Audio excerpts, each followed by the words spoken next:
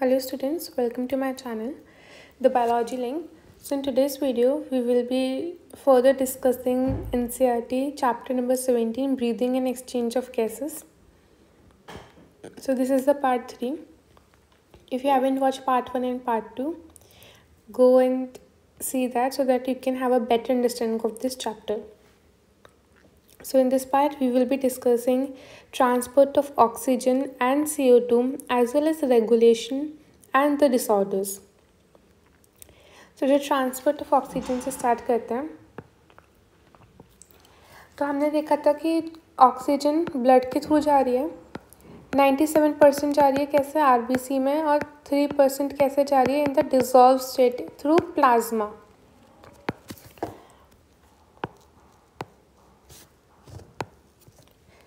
ठीक है. तो जो हीमोग्लोबिन जो हमारे ब्लड में प्रेजेंट है कैसे है, रेड कलर का पिगमेंट है, किससे बना है, आयरन से, और किस में प्रेजेंट है, आरबीसी में. जो ऑक्सीजन है वो हीमोग्लोबिन के साथ जुड़ता है रिवर्सिबल मैनर में और क्या बनाता है, ऑक्सी हीमोग्लोबिन का फॉर्मेशन करता है. ठीक है. एक हीमोग्लोबिन में हम कह सकते हैं कि 4 आयरन के मॉलिक्यूल होता है और एक मॉलिक्यूल आयरन का एक ऑक्सीजन को करता है, यानी कि एक हीमोग्लोबिन हमारे 4 ऑक्सीजन को कैरी करेगा. 4 molecule of oxygen. Each haemoglobin molecule can carry a maximum of 4 molecules of oxygen. ठीक है. Binding of oxygen with hemoglobin is primarily related to the partial pressure of O2. सबसे ज़्यादा important क्या है, partial pressure O2 का क्या है, उस पर डिपेंड करता है कि वो बाइंड कितना करेगा. उसके बाद जो अदर फैक्टर्स हैं वो कौन कौन से हैं कि CO2 का पार्शियल प्रेशर क्या है, हाइड्रोजन आयन की कंसनट्रेशन क्या है, H+ आयन की कंसनट्रेशन प्लस टेम्परेचर क्या है, ये भी अफेक्ट करता है हमारा ऑक्सी हीमोग्लोबिन का फॉर्मेशन. ठीक है. A sigmoid curve is obtained when percentage saturation of haemoglobin with oxygen is plotted against the partial pressure of oxygen, that is PO2. अगर हम ग्राफ बनाए percentage saturation of haemoglobin with oxygen को partial pressure of oxygen के साथ, तो हमें एक sigmoid graph मिलेगा, यानी कि एस शेप्ड कर्व मिलेगा. ठीक है. This is also an important question. आता है कि कौन सा कर्व मिलता है एंड किस किस के बीच में है. Remember that. और इसको हम क्या कहते हैं, ऑक्सीजन डिसोसिएशन कर्व का भी नाम देते हैं. ठीक है.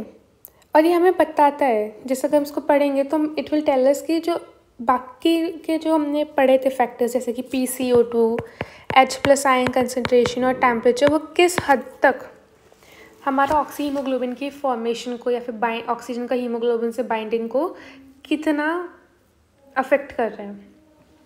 ठीक है.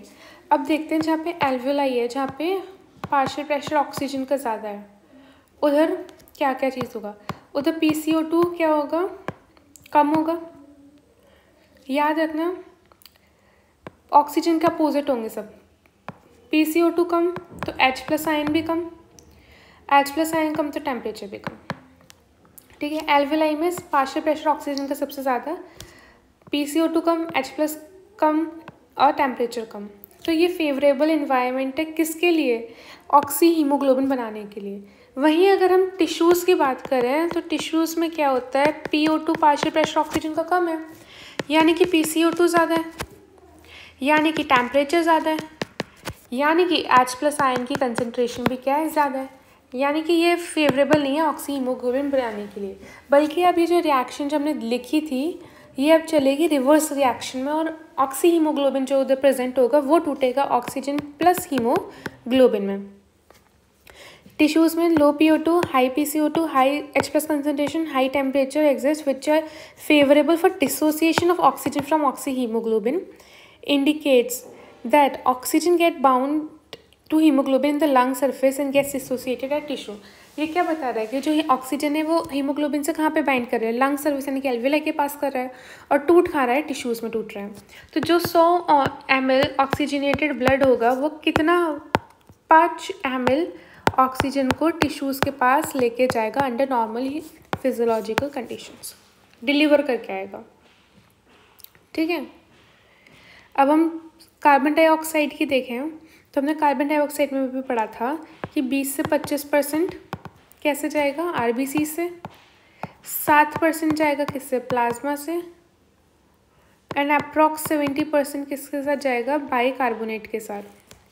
20-25% CO2 transported by RBC, 70% by bicarbonate and 7% of CO2 by plasma। ठीक है, तो CO2 is carried by hemoglobin as carb amino haemoglobin. ये भी रिवर्सिबल है, याद रखना, ये ऑक्सीडाइज्ड नहीं है। अगर कोई ऑक्सीडाइज हो गया तो वो रिवर्सिबल नहीं है, वो केमिकल रिएक्शन हो चुकी है। ठीक है, CO2 हीमोग्लोबिन के साथ मिलकर क्या बनाता है, कार्ब अमीनो हीमोग्लोबिन का फॉर्मेशन करता है। ठीक है, कितना, 20 से 25%। This binding is related to the partial pressure of CO2 का। इसमें जो मेजर फैक्टर है जो कि अफेक्ट कर सकता है बाइंडिंग, वो क्या है, PO2 की। उसके बाद जो PCO2 है वो ऑब्वियसली बात है, कहाँ हमने हाई पढ़ा था, टिश्यू में हाई पढ़ा था, और लो कहाँ पढ़ा था हमने, एल्वेलाई में। ठीक है, तो PCO2 हाई टिश्यूज़ में और वहीं पे PO2 लो है।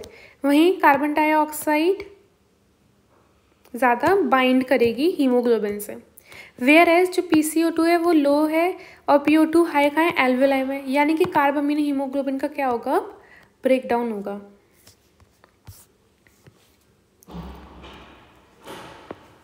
ठीक है, RBC contain a very concentration of, अच्छा, RBCs में एक इंजाइम देखने को मिलता है, कार्बोनिक एनहाइड्रेस, और वहीं प्लाज्मा भी प्रेजेंट है, बट बहुत कम क्वांटिटी में प्रेजेंट है, माइन्यूट क्वांटिटी आप कह सकते हो। ठीक है, ये हमारा बाइकार्बोनेट बनाने में इसका बहुत इम्पोर्टेंट रोल है। ये फैसिलिटेट करता है डायरेक्शन, दोनों डायरेक्शन में, फॉरवर्ड भी तो बैकवर्ड भी। ठीक है, जैसे CO2 ऑक्सीजन के साथ मिलके क्या बना रही है, बाइकार्बोनेट फॉर्मेशन कर रही है, जो कि फर्दर HCO3- प्लस H+ में है। यहाँ पे देखा H+ साइन कहाँ पे ज़्यादा होगा, टिश्यूज़ में ज़्यादा होगा, राइट।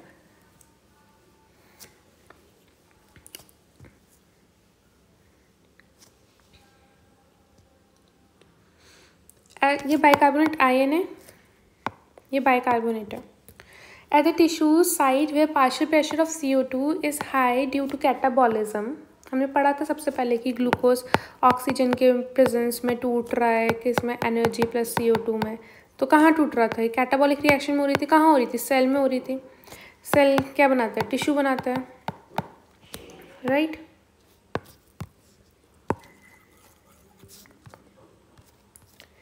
ठीक है, तो हमें पता है कि टिश्यू में क्या चल रही है, कैटाबॉलिक रिएक्शन चल रही है, यानी कि CO2 की मात्रा ज़्यादा होगी वहाँ पे। जो CO2 है वहाँ से ब्लड में डिफ्यूज़ होगा और क्या बनाएगा, बाइकार्बोनेट आयन बनाएगा और H+ बनाएगा। ये वाली रिएक्शन हो रही होगी, कहाँ पे हो रही होगी ये रिएक्शन, टिश्यू में ये रिएक्शन हो रही होगी। ठीक है, एल्वुलर साइट पे क्या है, PCO2 कम है, यानी कि वहाँ पे क्या होगा, PCO2 टूटेगा। कहाँ से टूटेगा, इससे टूटेगा। ये रिएक्शन कहाँ जाएगी, बैकवर्ड में ये रिएक्शन जाएगी और फॉर्मेशन होगा CO2 H2O का। Thus CO2 trapped as bicarbonate at tissue level and transported to the alveoli out as CO2। ठीक है, जो 100 ml ब्लड है, डीऑक्सीजनेटेड ब्लड, वो 4 ml CO2 को डिलीवर करता है, कहाँ पे करता है, एल्वेलाई पे। इम्पॉर्टेंट।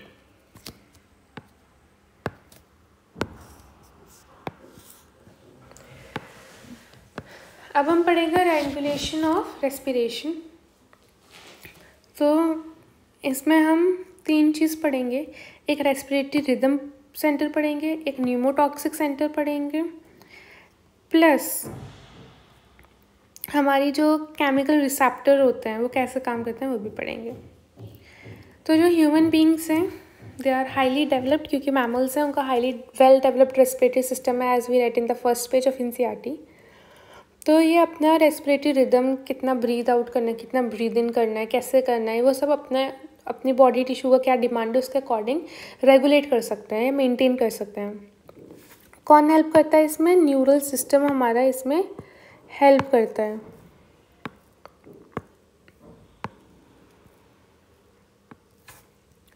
ठीक है, मेड्यूलर रीजन में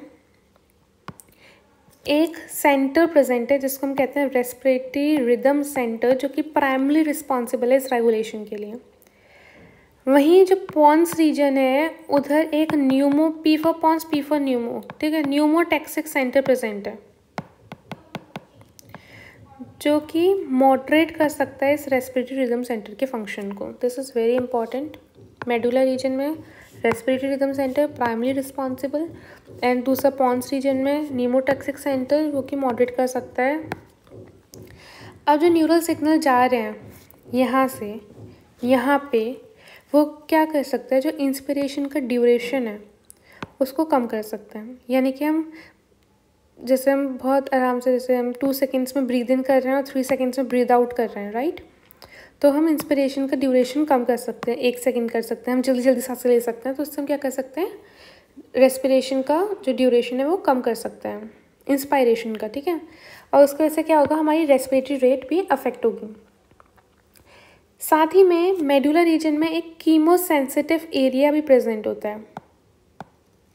कहाँ होता है, adjacent to respiratory rhythm centre, ठीक है। ये CO2 plus H plus ions के लिए बहुत ज़्यादा सेंसिटिव होता है, ठीक है। तो ये CO2 और H प्लस आयन इसको एक्टिवेट कर सकते हैं, ठीक है। और जब ये एक्टिवेट होगा तो चाहेगा कि इस चीज़ को वह क्या कर दे, एलिमिनेट कर दें।